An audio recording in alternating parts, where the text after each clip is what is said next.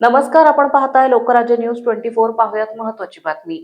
कात्रज येथे श्रीमंत नानासाहेब पेशवे जलाशयावर सकाळच्या पहाटेच्या 5 वाजल्यापासून नागरिकांची व्यायामासाठी धावपळ सुरू असते।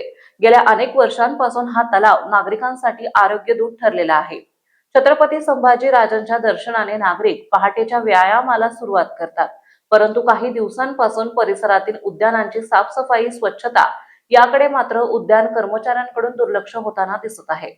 पहाटेच्या वेळी नागरिकांना फिरताना पक्ष्यांच्या विष्ठेचा प्रचंड घाण वास येत असून यामुळे फिरण्यासाठी अडचण निर्माण होत आहे। पक्ष्यांची विष्ठा मोठ्या प्रमाणावर असल्याने ती व्यायाम करताना पायाला चिकटते आणि तिचा दुर्गंध मोठ्या प्रमाणावर येत असल्याने पहाटेच्या वेळी व्यायाम करणाऱ्या परिसरातील नागरिकांसाठी ही डोकेदुखी ठरत आहे। संपूर्ण वॉकिंग ट्रॅक स्वच्छ करण्याची मागणी परिसरातील नागरिकांनी केली आहे। याबाबत रवींद्र ढाकणे, स्थानिक नागरिक यांनी सांगितले की आम्ही गेले अनेक वर्षांपासून पहाटे व्यायामासाठी नियमितपणे येत असतो।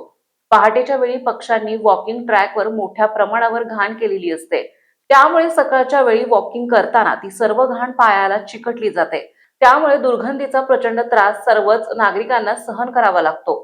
मनपा प्रशासनाने तत्काळ उद्यान उघडल्यावर एखादा स्वच्छता कर्मचारी नियुक्त केल्यास नागरिकांना होणारा पक्ष्यांच्या विष्ठेचा त्रास आणि दुर्गंधीचा त्रास निश्चितपणे कमी होईल। याबाबत मनपा प्रशासन नागरिकांच्या आरोग्याला कितपत महत्त्व देते हे पाहावे लागेल।